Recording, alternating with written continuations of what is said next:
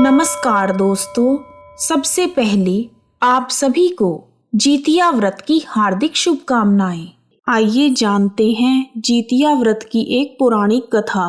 पौराणिक कथा के अनुसार जब महाभारत का युद्ध हुआ तो अश्वत्थामा नाम का हाथी मारा गया, लेकिन चारों तरफ यह खबर फैल गई कि अश्वत्थामा मारा गया। यह सुनकर अश्वत्थामा के पिता द्रोणाचार्य ने पुत्र शोक में अस्त्र डाल दिए। तब द्रौपदी के भाई धृष्टद्युम्न ने उनका वध कर दिया। पिता की मृत्यु के कारण अश्वत्थामा के मन में प्रतिशोध की अग्नि जल रही थी। अपने पिता की मृत्यु का बदला लेने के लिए वह रात के अंधेरे में पांडवों के शिविर में जा पहुंचा। उसने पांडवों के 5 पुत्रों को सोया हुआ देखकर उन्हें पांडव समझ लिया और उनके 5 पुत्रों की हत्या कर दी।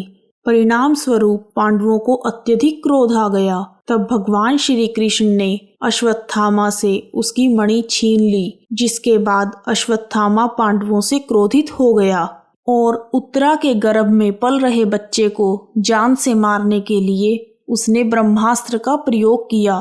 भगवान श्री कृष्ण इस बात से भली भांति परिचित थे कि ब्रह्मास्त्र को रोक पाना असंभव है, लेकिन उन्हें उत्तरा के पुत्र की रक्षा करना अति आवश्यक लगा। इसलिए भगवान श्री कृष्ण ने अपने सभी पुण्यों का फल एकत्रित करके उत्तरा के गर्भ में पल रहे बच्चे को दे दिया, जिसके फलस्वरूप उत्तरा के गर्भ में पल रहा बच्चा पुनर्जीवित हो गया। यह बच्चा बड़ा होकर राजा परीक्षित बना। उत्तरा के बच्चे के दोबारा जीवित हो जाने के कारण इस व्रत का नाम जीवित पुत्रिका व्रत पड़ा। तब से ही संतान की लंबी उम्र और स्वास्थ्य की कामना के लिए जीवित पुत्रिका व्रत किया जाता है। आइए अब शुरू करते हैं जीवित पुत्रिका व्रत की दूसरी कथा। इस कथा के अनुसार गंधर्वों के एक राजकुमार थे जिनका नाम जीमूतवाहन था। वह बहुत उदार और परोपकारी थे।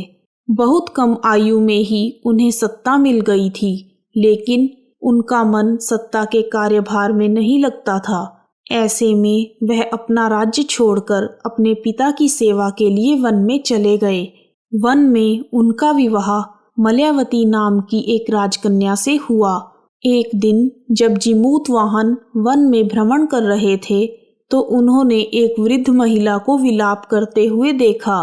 उस महिला का दुख देखकर उनसे रहा नहीं गया और उन्होंने वृद्धा को विलाप का कारण पूछा। इस पर वृद्ध स्त्री ने बताया, मैं नागवंश की स्त्री हूँ और मेरा एक ही पुत्र है। पक्षी राज गरुड़ के सामने प्रतिदिन खाने के लिए एक नाग सौंपने की प्रतिज्ञा हुई है, जिसके अनुसार आज मेरे पुत्र शंखचूड़ को भेजने का दिन है। शंखचूड़ मेरा इकलौता पुत्र है। अगर मेरे इकलौते पुत्र की बलि चढ़ गई तो मैं किसके सहारे अपना जीवन व्यतीत करूंगी। यह सुनकर जीमूतवाहन का दिल पसीज उठा। उन्होंने कहा कि आप चिंता न करें, मैं आपके पुत्र के प्राणों की रक्षा करूंगा। जीमूतवाहन ने कहा कि वह स्वयं अपने आप को उसके लाल कपड़े में ढककर वध्यशिला पर लेट जाएंगे। जीमूतवाहन ने ऐसा ही किया। जब पक्षी राज गरुड़ वहां पहुंच गए तो वे लाल कपड़े में ढके हुए जीमूतवाहन को अपने पंजे में दबोचकर पहाड़ के शिखर पर जाकर बैठ गए। पक्षी राज गरुड़ यह देखकर आश्चर्य में पड़ गए कि उन्होंने जिसे अपने चंगुल में गिरफ्तार किया है उसकी आंख में आंसू और मुंह से आह तक नहीं निकल रही। ऐसा पहले कभी नहीं हुआ। आखिरकार गरुड़ जी ने जीमूतवाहन से उनका परिचय पूछा। गरुड़ जी के पूछने पर जीमूतवाहन ने उस वृद्धा स्त्री से हुई सारी बातों के बारे में बताया। पक्षीराज गरुड़ हैरान हो गए। उन्हें इस बात पर आश्चर्य हो रहा था, कोई किसी की मदद के लिए ऐसी कुर्बानी भी दे सकता है। गरुड़ जी इस बहादुरी को देखकर काफी प्रसन्न हुए और जीमूतवाहन को जीवन दान दे दिया। साथ ही उन्होंने भविष्य में नागों की बलि ना लेने की बात भी कही। इस प्रकार एक माँ के पुत्र की रक्षा हुई। मान्यता है कि तब से ही पुत्र की रक्षा के लिए जीमूतवाहन की पूजा की जाती है। आइए अब जानते हैं जीतिया व्रत की तीसरी कथा। नर्मदा नदी के पास कंचन बाटी नाम का एक नगर था। वहां के राजा मलय केतु थे। नदी के पश्चिम दिशा में मरुभूमि थी जिसे बालूहटा कहा जाता था। वहां विशाल पाकड़ का एक पेड़ था। उस पेड़ पर चील रहती थी। पेड़ के नीचे खोखर था जिसमें सियारिन रहती थी। चील और सियारन में गहरी दोस्ती थी। एक बार दोनों ने मिलकर कुछ स्त्रियों को जीतिया व्रत करते हुए देखा। तब उन्होंने जीतिया का व्रत करने का संकल्प लिया। फिर दोनों ने भगवान जीउतवाहन की पूजा करने के लिए निर्जला व्रत रखा। व्रत के दिन उस नगर के बड़े व्यापारी की मृत्यु हो गई और व्यापारी का दाह संस्कार उसी मरुस्थल पर किया गया।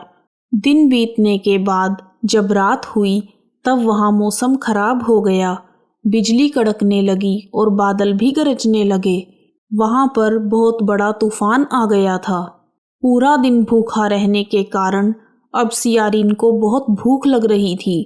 मुर्दा देखकर वह खुद को रोक ना सकी और उसने व्यापारी की बचे हुए शरीर को खा लिया और उसने अपने व्रत को तोड़ लिया।